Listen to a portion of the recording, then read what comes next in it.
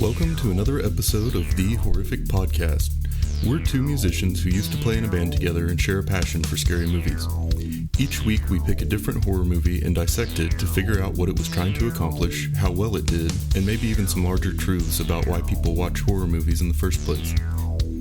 If you haven't seen the movie we're talking about, then don't worry. The first half of the episode will be pretty high level and spoiler free, and then we'll play a warning before we start talking about any major plot twists in the ending.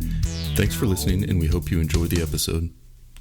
So, Sarah and I last night went and saw the Master Pancake version of Halloween.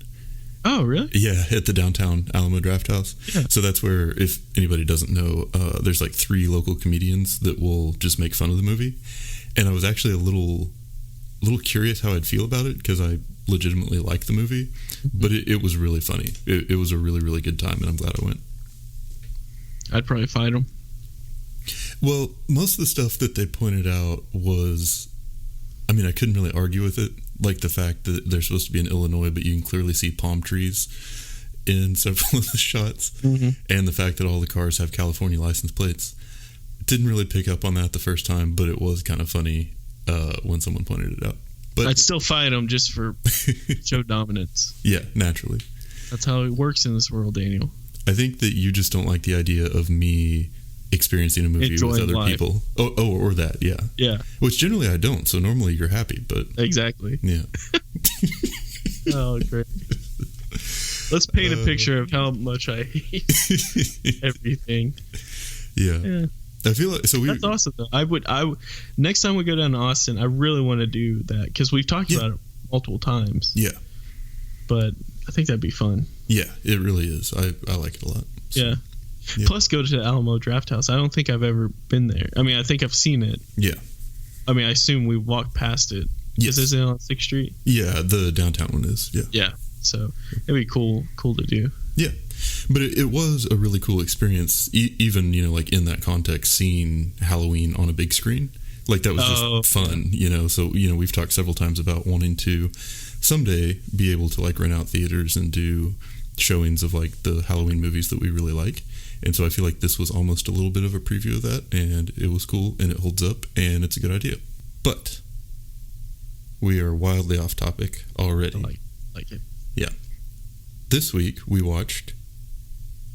Creature from the Black Lagoon. Good job. 1954. Yes. Another classic. So we kind of went, we've been doing a lot of the 80s slasher movies, and then we did the 2018 Halloween sequel, and now we're kicking it old school. We're going all the way back. Mm-hmm. We're going, like, way back. It's not the oldest that we've done, which I almost said, but... Correct. Well, I'm going to introduce it, and we'll get down to it. Yeah. In 1954, Universal Pictures released Creature from the Black Lagoon. It was directed by Jack Arnold and follows a scientific expedition deep into the Amazon, where the team uncovers a remote lagoon that they believe may contain fossils from an unknown species. While there, they discover that the lagoon has even more exciting and dangerous contents. Creature from the Black Lagoon made over $1.3 million at the box office and is considered to be one of the classic Universal monster movies. This movie can currently be rented for streaming on Amazon. I wonder what 1.3 million to today. Yeah, I'm curious if that number is like inflated or I'm sure. Yeah, but like if it's corrected for anyway. Yeah. But yeah, that's a lot of money. And yeah, so what did you learn about this movie? I'm guessing there's some pretty good stuff out there because it's been around a long time. There was a ton of stuff, so I kind of drilled it down to like to 3 that I enjoyed. So director Jack Arnold claimed that his main goal in making the film was to create a sense of dread. So basically, he wanted to play upon the fear that people have, like what's lurking below the water. Yeah, I have this fear. Like if I go to lakes, like it's just like a natural kind of like, cause you can't, especially in Oklahoma, you get the muddy yeah, muddy there could be anything ponds and lakes, but like anyway, so he kind of wanted to play on that fear, which I assume is probably worse in oceans, but being in Oklahoma. I don't know that. Anyway, so he wanted to create like a sense of dread, which kind of makes sense if you think about it. Like if you're in the water, there's not too much you could do about it, especially if you have like a superior swimmer monster. Yeah. Anyway, so I thought that was pretty good. So the creature's appearance is based off of I think it was like a 17th century, I think they call it woodcuts. Basically it's off of two bizarre creatures, a sea monk and a sea bishop.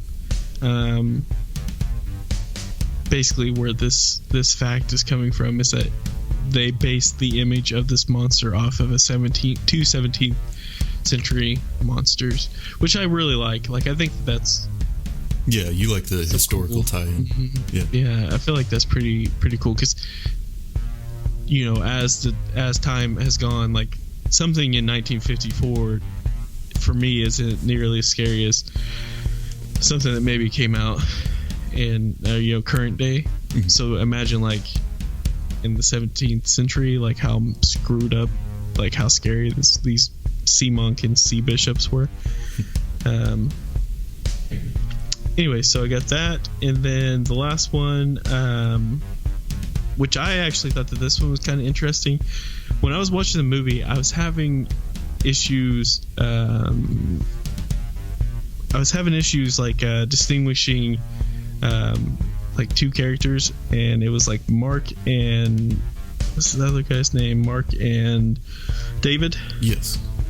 So like specifically when they were scuba diving, it was like kind of they put on the same gear. It looked like the same gear. They had the same black shorts on, and so I was like, man. And plus, it's black and white. I don't know who these characters are. It's not like you have like Adam Sandler or something. Someone who I know. And so like I was kind of having troubles going back and forth. But what they did was every time that the two men, Mark and David, scuba dive, David always wore two tanks and Mark wore one tank. So when underwater and going through all those, whatever they do underwater, which I spoil, I don't. Yeah. Anyway, you could tell the difference between the two and who's having issues because of based off the tanks. Interesting. Yeah. And I read a few other facts, talking about the stuntman who played the creature underwater. Yes. They didn't want to have like air tanks because they didn't want bubbles showing. So at times he had to hold his breath up to 4 minutes. It said, which is just insane. But he was like already like a free diver, I think. So there's things like that. There was another situation where one of the guys was attacking the creature with a machete, and the creature was supposed to catch the guy's arm, and he missed it because the mask back then probably had zero visibility. It missed it, and the guy actually hit the stuntman who was playing the creature in the head with the machete, but luckily it says it was barely sharp. So like the foam and the mask actually saved him from getting too hurt. Which is just, that blows my mind altogether. But so anyway, nice. Those were my little facts. Well, cool. Yeah, kind of as you were saying with that one, it blows your mind that they were at a level of stunts where you had people holding their breath underwater, like actually getting injured by the weapons on set and stuff. It's like it just was such a different time, from that. And that was one thing that stood out to me a lot about this movie was that the creature, I mean, it looks a little corny, but just the fact that it was a real thing, like that was a real costume that they built. It wasn't just CG. That to me, I always prefer. And so even, I don't know, it just, that's one thing that's really striking about the difference of movies from this time is that it does have that kind of DIY creativity where they just have to figure out a way to build it because you can't really simulate stuff. Yeah. Yeah, we talk usually after we do the first couple things. We talk about like what were the people who made the movie trying to do and how well did they do it. And I felt like this one was very much in the same vein as the other Universal monster movies that we've watched, but it came like you mentioned before, about 20 years after Frankenstein and Dracula. Yeah. And I think that was kind of obvious in the presentation of it, just from the camera work and like quality and the lighting and the sound and the acting. And I feel like all of those were kind of a big step up from those earlier ones, but it still felt like the same type of movie. So, a lot of the, like the opening title and the credits at the end and kind of the style of acting and things were all sort of in the same vein, but it was just done like at a higher quality, if that makes sense. Yeah, that definitely does. I mean, even though it was black and white, it was still, I mean, obviously 20 years worth of technology increases than like when Frankenstein came out. So just imagine like 20 years after this, how better, like Halloween, how it looked with Halloween. Mm-hmm. Yeah. And as far as like how it looked, I really liked all the underwater shots. I feel like that was kind of ambitious for the time, but they came across like super clear. Yeah. And I felt like they almost more clear than on land. Yeah, that's true. Yeah. But I thought that was a super key piece of making the movie effective, was being able to show the stuff going on under the water that the people didn't know about, and sort of building that suspense and anticipation of, you could see that there was danger, but they didn't know it yet. Mm-hmm. That was like just that, like you said, the dread or the suspense, I feel like was a big part of what the movie was trying to do. Yeah, I also read where a lot of the water scenes was basically in like a big tank. Oh, yeah. Like a heated tank, except for one day when they forgot to do it. And Julie Adams had her swim in there. She said it was like one of the worst things she had to experience. It's like cold day, cold water. Yeah. But I assume that's what helped, like the clarity of filming underwater. Yeah. Or, getting that. But yeah, it wasn't like actual river water. Yeah, exactly. But yeah, and I also read that this movie was originally filmed to be a 3D movie. Yeah, I saw that. And knowing that makes a lot of the scenes make more sense. Like I feel like you see the creature's hand like slowly reaching out a lot.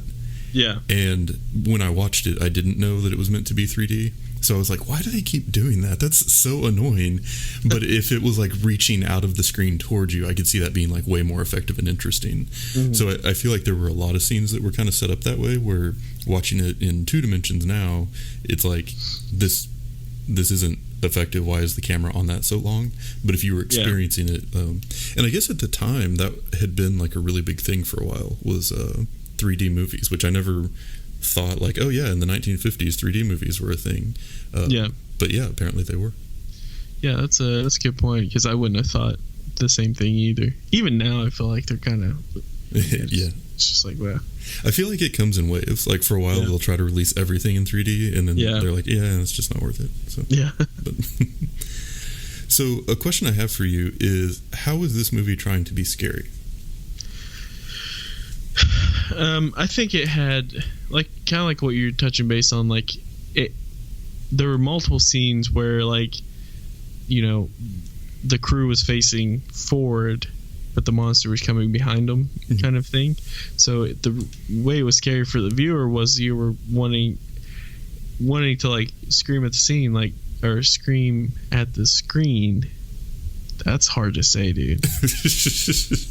Scream at the screen. Yeah. Like, turn around, the monster's behind you. So like, I think it fed off of that. So, and when you're underwater, anytime something's filmed underwater, I hold my breath. I feel like a lot of people do, and so there's that extra scary part of like what's going on down the, like what. Not only are they having to worry about, making sure they have oxygen and all that, not being coming up too fast or anything like that when you're diving to the monster. So I think it was just like a constant making the viewer uncomfortable. Yeah, I think is what they were basically doing. Yeah, I think that's a good way of summing it up. It was a lot of you knowing things that people on the screen didn't.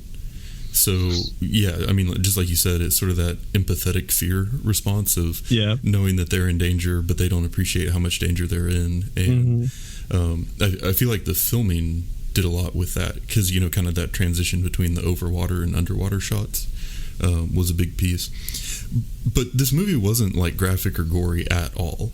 And so, and there was some violence, I guess, but it wasn't ever like shocking violence, I guess. And so I think that if those guys in the tent hadn't been killed early on in the movie, then I don't feel like a lot of the rest of it would have worked with the same sense of danger. So I just thought that was kind of interesting that they established that, you know, in the first few minutes of the movie, and then that's what kind of let them set the tone for the rest of it and be able to pull that off. Yeah. But the real horror of this movie was that it was teaching evolution in the 1950s. Yeah. I don't know, man. I bet this movie almost turned it off. I bet it was banned in Kansas. I got so mad. I bet it was. I bet there was some state that like deemed this movie too crazy. You would think. Probably more than one, but yeah. Like South Dakota probably still has it banned. Yeah, they never lifted it. Not doing it. They're like, we can watch Michael Myers cut up babysitters all night. Yeah.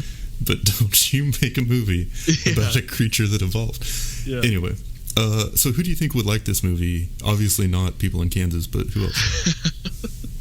Oh man, this is like I feel like this is a family horror movie that could be watched. Like, so this is one you can recommend, and I think it helps to watch it in like the month of October. Like if you want to do the more scary movies, but like this is one that I feel like young kids, maybe not, but young kids and old adults, like old people would like. Actually, that's basically exactly what I wrote. Is that either like fans of classic horror, or it's something that you could watch with your kids, like a younger generation. The movie is actually rated G. Oh, which is really weird to think about. Yeah, it's a horror movie that's rated G, but there's nothing in it that would make it like disturbing, other than just like this mysterious creature. But yeah, I felt like for the month of October, gearing up towards Halloween, if you want to get your kids, kind of in the spirit of it, then this would be a good one. Yeah, I mean, this would be one I think. If I ever have kids, I'll force my kids to watch so that they're not watching some stupid show. Yeah. That they, like, I saw a commercial for like, it was like a cartoon, like monster TV show, and like it was like a baby Frankenstein, a baby Dracula, and it's just like, what are you doing? No. Stupids. Anyway, so you can recommend it to anyone. Yeah. Oh, and the other group I had who might like it is geologists. I could see that. There's a lot of rock talk. Mm-hmm. Well, you want to play the spoilers? Let's do it. All right. Warning. Spoilers. This is your warning. Warning. Spoilers. This is your warning. If it's not obvious enough. Warning. Spoilers. Okay, so now that we're on the other side, I got some things I'm a little confused about. Yeah. Mainly around what I saw in this movie and what I read about this movie felt different.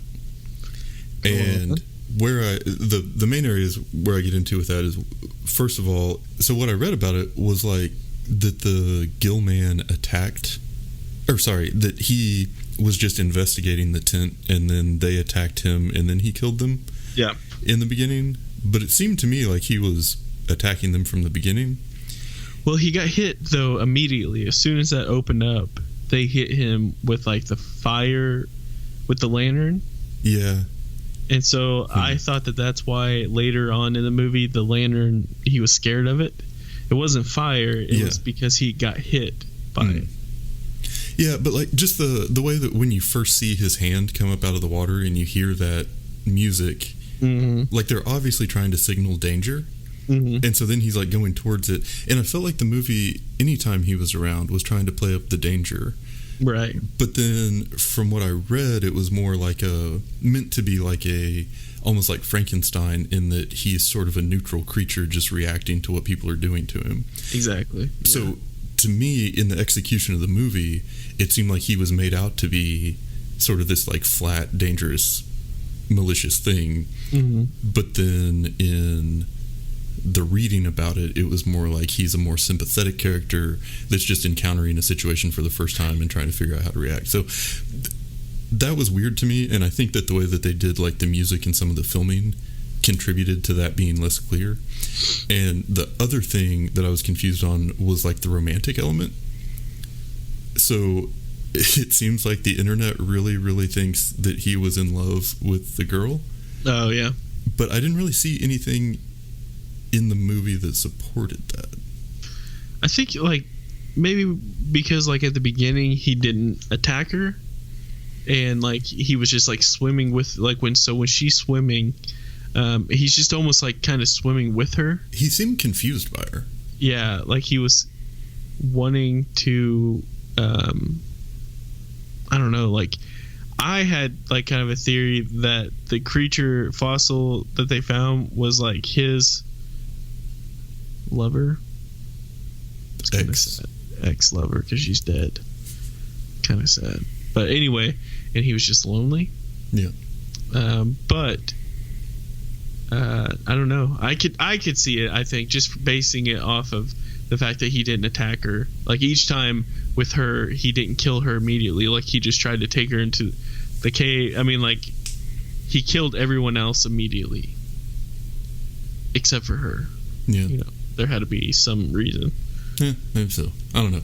Anyway, it just seemed like that was just like a given in everything I read about it online, whereas in the movie I didn't. I don't know. It didn't feel like that was as played up as a major theme, but anyway. No, I don't think it was. Yeah. I guess I saw it almost more like a like King Kong. Mm-hmm. You know, where he like picks up the girl, and it's not that he's in love. It's just that he doesn't see her as a threat. Dangerous. Like, yeah, exactly. So anyway, but yeah. All that said, what did you love or hate about this movie? I enjoy old movies, especially horror movies. Mm-hmm. So there was just, I liked a lot of things. I liked how they kind of set up, which I'm just gonna call the creature. How they set it up with like just showing his hand at the beginning a couple times. Yeah. So it kind of left it up to imagination, and then when you finally see him, you're like, oh, goodness. Like, kind of like his body was kind of scary, and then he had like a face of like a bass. Mm-hmm. And you're just like, that's not that scary. But so I enjoyed that. I enjoyed the fact that it was like it involves something that we don't see on a regular basis. We see like ghosts, as far as horror movie comes, ghosts, zombies, like this is like killers and vampires. Mm-hmm. Yeah, it was kind of like its own entity, which I really, really liked. I didn't necessarily. I was kind of confused on the whole Mark. Oh, Mark and David's relationship. Yeah, like I was kind of confused on that because it was just like it kind of came out of nowhere. Yeah, and it was like, wait, he's in love with her, so anyway, so that was kind of confusing. It just didn't need to be done. Yeah. I didn't think. I thought maybe if it did, the reason why is because it had to show Mark as the bad guy, or like as a less sympathetic character. Yeah. So I actually, in my notes, before I had figured out what his name was, I just referred to him as the douchey guy. Mm-hmm. So that was definitely the way that he was being portrayed in the movie. Yeah. My absolute favorite thing of this, I'm willing to square up with someone over it, was Mark. This might be a scene. Anyway, it's not important.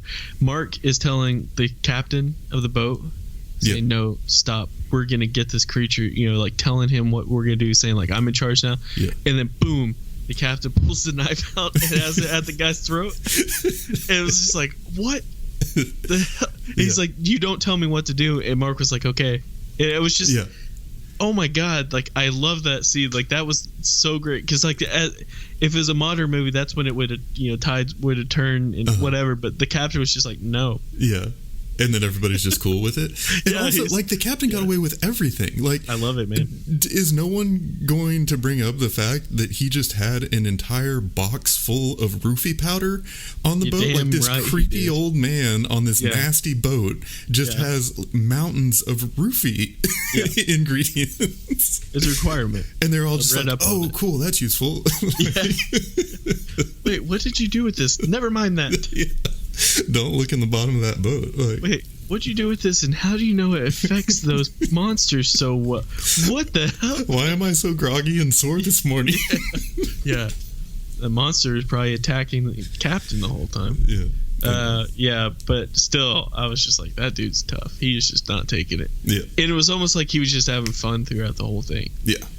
But anyway, so I don't know. I was able to pick up on those things. I normally I like the music. This time I wasn't a big fan of it. I just thought that it didn't work as well. They didn't play sinister sounding music enough when the monster was around or when things like that were going on. Like, they could have played like the build up music when the monster's behind them, and that wasn't happening. To me, the music lacked dynamics. Yeah. It was like either completely there and loud and in your face or not there at all.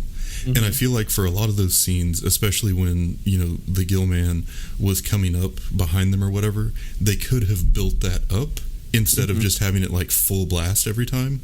Because to me, the music stopped like being in sync with how you were supposed to feel with the scene, because they overdid it early where they would play that like crashing orchestra as soon as his hand came out of the water, even though there was no danger to anyone at that point. Yeah. So it's like you just associated that loudness with his presence, not necessarily with danger. So those things were out of sync, and that didn't... So it felt like it didn't support the feel of the scene as much as it could have. Yeah. Yeah, that was my music rant. I like it. But yeah, I really love the underwater shots. I thought, like we talked about before, that was cool. But also just like the overall idea of the movie. Like it had a much more convincing premise than a lot of the other stuff that we've watched. And it was grounded in science almost more than it needed to be. It was like they were really going out of their way to say that this was plausible. And so it kind of bordered on science fiction. And since I'm a nerd, I'm into that. And so I kind of liked that aspect of it. But I did... some of the dialogue and acting made me laugh. Like Mark's character, who was played by Richard Denning, who was in a billion movies, if you look at his IMDb page. But he overacted the hell out of almost every scene, and it was amazing. Like, when he turns around, he's like, I'll tell you when I've had enough. That was so fun. Like, I laughed out loud at that That's scene. Probably why he had so many movies. Well, yeah, he was always on. Also, there was that one weird scene where the captain is asking the scientist, what kind of fishing is that? Who eats rocks? And then the scientist is like, I eat rocks in a manner of speaking. I crush and look inside them and they tell me things. And everybody's just like, oh yeah, that makes sense. But I'm like, when I say I ate a pizza, right, I don't mean that I crushed it and ripped it apart for clues about history. That makes no damn sense. Yeah. So anyway, there were just a few things like that throughout the movie where it was weird. And then the last thing that I hated was the boat winch. I feel like that thing was nothing but trouble. I know. That was awful. It had one job and it never did it. In the end, the only way that they got those logs out was by tying it to the boat and backing the boat up. The winch did nothing the whole movie. I know. Whoever built that thing should be ashamed of themselves. I feel like that captain ought to spend his money on, like fixing the winch and not on those mountains of roofie powder, but... Speak for yourself, man. Yeah. So what scene stood out to you? A few of them stuck out. Specifically, when the hands showing at the beginning, like just kind of showing when the creature hand first like comes out from the water, right? It is kind of showing like the fossil that they found is the same. This is the same monster, so that should be scary. Then also, like we were kind of talking, most of the underwater scenes kind of freaks me out anyway. I'm not a water person. I don't really like to shower. That's how much I don't like water. Then also, I think there's like an iconic scene. So I think, with like Frankenstein, we had the iconic scene of like when he's coming alive and shows us. Anyway, I think with this one, it kind of had the same thing. So there's a scene where they are out, it's night, and they're trying to basically, I guess, catch this monster at this point, and they shine the light out, and it's just the creature, the gill man, is just standing there, and his eyes look so creepy. I mean, like, it legit creeped me out. Like, I got the chills from it just because, the whole eyes thing, but like, he was just kind of standing there, and with the music, it was just like a perfect combination. And I think that's probably like one of the iconic scenes of the movie. But so that was one of my favorites. I think when they go, anytime that they had to, which I think it happened twice, they go underwater and they basically go in the cave system. Like, soon as they go under the rock and enter the cave, like that I really enjoyed, because it's just like, oh, this feels like it's home. Like, it's just extra creepy.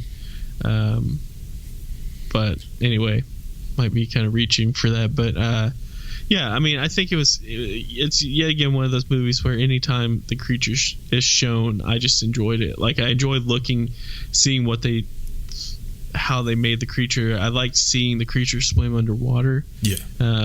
Especially the scene where Julie Adams is swimming on top and doing her kind of swim routine, and he's kind of swimming below her at the same time. It was almost kind of like a peaceful scene, which I thought was kind of crazy. Like, she's just enjoying life, and right below you have this monster that's swimming kind of with you, and thinking, like, also at the same time, like, man, that stuntman is having to hold his breath for a long time.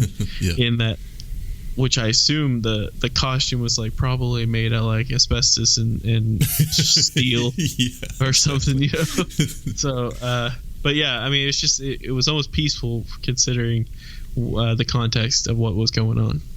Yeah, that was one of my favorite scenes as well. And when she first jumped in and started swimming, and then it switches to the view of the camera from underwater and like kind of obscured by the seaweed. So she's being watched, and then there's that creepy music that starts, and then you see him swimming, and she has no idea, and he's like reaching out like almost to grab her leg. That was really good. Just sort of that anticipation and build up and suspense, like that I thought was done really well. And then another scene that stood out to me was when they finally decide, like, we've had enough. This is too dangerous. We need to get out of here. And they've been arguing about it, and then they finally go, and then the waterway's blocked, and it's just like, it's almost like it goes from you feel like the humans are in control to they're definitely not. And so I liked that. I thought that was a good way of like stepping up the intensity of it, or the feeling of danger. And then my favorite scene in the whole movie was when the creature and Mark were like wrestling underwater towards the end, because there were like all the bubbles and there was the seaweed, and it was hard to tell what's going on, but you could see like it was almost like they were wrestling, but it was just the fast movement of it and the way that you could see like the parts of the creature and stuff. Like, I just thought it was really intense and really well filmed, and really like a cool scene, because that was the first time you'd really seen him do anything underwater, which is like his native habitat. And I felt like he looked a lot more dangerous and scary in that sense than when he was on land and kind of moving around stiffly. And it adds to the scary aspect of like, all that creature has to do is cut that hose, and then he can't breathe, and then you can't go up too fast, otherwise you get that whatever that is with your eyes, or pressure or whatever that is. Yeah, which I thought it was funny because it seemed like they kept bringing that up in the beginning of the movie, so I really thought it was going to be like a major plot point, and then it just disappeared. Absolutely. After that. But yep. So, what do you think about the ending? So here's what I thought. I did pick up like the kind of compassion aspect of thinking like maybe this monster wasn't out, like it wasn't inherently. He's kind of like malicious. He wasn't just naturally a bad guy. But that being said, they kind of set it up perfectly. So basically, like David's fighting this monster, and then out of nowhere, the MVP of the movie shows up and shoots the creature in the back. And then you kind of see the creature slowly kind of sink off, when he falls in the water. You don't necessarily know that he's dead. Like you really, but you don't necessarily know. But I really do think that they were they were basically making this like a Frankenstein, where he was put in the bad situation. Yeah. And what can you do? I mean, you could also look at this movie from the Gilman's point of view. Yeah. You're chilling. Yeah. Probably eating some crawdads. I assume that's what the Gilman eats. And then all of a sudden you have these people encroach on your territory.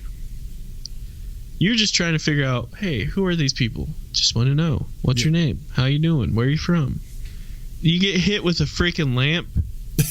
Then you kill them. Yeah.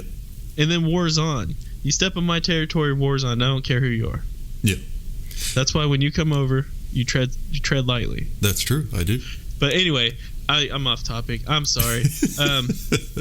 Well, along those same lines, though, like I do think that was kind of a major theme of the movie, or a piece of the movie, is like who you were cheering for, because in the beginning, when Mark first shot him with the harpoon, you were almost like cheering for him to get away. Yeah. Because Mark had already been established as a very non-sympathetic character, and then he's just like, definitely the creature is outgunned, you could say, by a lot, and then he gets shot, and then he's in his native space, like he lives there, and then they just show up, and there are definitely scenes where I was cheering for the monster more so than the human. Yeah, I mean, I think the thing I enjoy most about this movie is that it seems like there are actual layers to it. Yeah. It wasn't just like a thrown together movie. Like there was actual thought put into it. I could totally be wrong, and that might not be the case. And someone really old who's listening to this is probably like those damn young kids are looking at it completely the wrong way. No one's thought of us as young for a while, dude. This is why I had to say that guy. Come to my house and tread lightly, you son of a bitch. But anyway, I love the fact that it had the layers. The ending was like perfect Hollywood ending. You were rooting for David the whole time because he was just legit. He was just like, no, let's just go, leave this dude here. I just want to go. Let's get out of here. Yeah. It was a smart, reasonable thing to do. And then, by that point, it was too far gone. You pissed off the monster too much. He was fixing to kill you. He's fixing to kill her as well. And then, right when you think like he's gone, the monster gets shot in the back. Yeah. And it was just like where you have that sense of relief, and then they're gone, and they don't have to worry about him. But yeah, I mean, I thought it ended as it would have if it were a movie made in 1950s. Like, it wasn't going to be everyone dies kind of horror movie. Yeah, for sure. It's just there's no way that was going to be the case, especially back then, but yeah. I mean, I was extremely happy that we decided to watch this movie. Yeah. Especially for the season, Yeah. And I had seen this one a few times on TV in the past. Oh, have you? Yeah. I hadn't seen it. Yeah, I went through a big phase where like anything from this era that was sci-fi or horror, I would watch a lot. And so, but it had been quite a while, and it was interesting to come back to it, like looking at it for the podcast and in the context of the other movies that we've watched and stuff. So yeah, it was fun. I'm glad we did it. Yeah, me too. Oh, I almost forgot. What have you been listening to this week? I have been listening to The Tallest Man on Earth. That is a solid choice. Yeah, he's got that EP from 2010 called Sometimes the Blues is Just a Passing Bird with The Dreamer, and that's kind of my go-to. But for his stuff, I've got so many random songs that I like. Like, there's never one album that I just put on. I kind of jump in between those songs. So, yeah, his stuff is good. And he's put out a few new songs this year. I'm assuming that there's like singles. I'm assuming that there's an album coming sometime soon. Yeah. But yeah. Yeah, he's so talented. To have someone who can play guitar like that and sing at the same time just blows my mind. Yeah. Like, it's so good, too. I really like him. So, I've been listening to Ben Howard this week. I don't even know who that is. So, Ben Howard, I think he's English or Irish or something-ish. But he has an album. It's not... I think it came out... I don't want to say when, but it was years ago. But a few years ago. It was called Every Kingdom. The one I've been listening to is like the deluxe version. And basically he's acoustic guitar playing, believe it or not. I know it's weird to think that I like that stuff. Acoustic guitar playing singer-songwriter kind of thing. And he has a song called Black Flies. Okay. And it is ridiculous. I mean, it's like 6 minutes long. And like, I highly recommend everyone listens to it if you want to listen to a song that will make you feel weird. Like, not like a good weird, like a weird, just like kind of depressed kind of. I mean, it's just, I don't know. But called Black Flies is the song that I recommend off that album, Every Kingdom, and it's by Ben Howard. All right. He has his voice is all. It's kind of weird because like Tallest Man on Earth, like his voice is very original too. Like, I mean, not that everyone's voice isn't, but like it's almost like twangy in a way. Mm-hmm. Ben Howard has like his own style of singing too. You listen to it. You specifically, Daniel, listen to it, and I mean, tell me that there's not a similarity between the vocals. But all right, yeah, will do. I like it. Sounds good. And that's it for today's episode. If you've listened this far, then thank you, and we hope you've enjoyed it. We're always looking for new ideas, so if you have any questions, comments, or movie suggestions, please send us an email at thehorrificpod@gmail.com. Or feel free to comment on or message our Facebook page. Just search for The Horrific Podcast. Thanks for listening.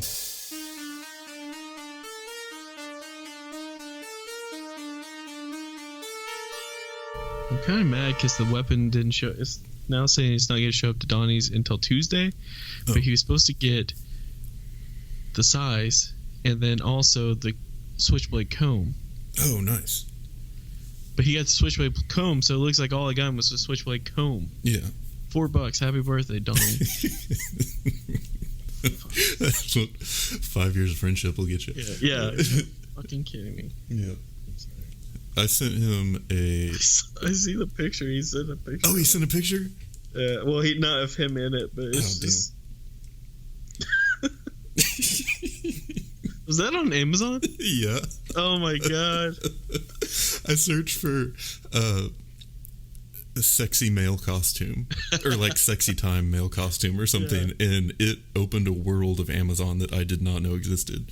And I really hope that doesn't slide its way into my recommendations. Magazine email. So no joke. Yeah. Oh god.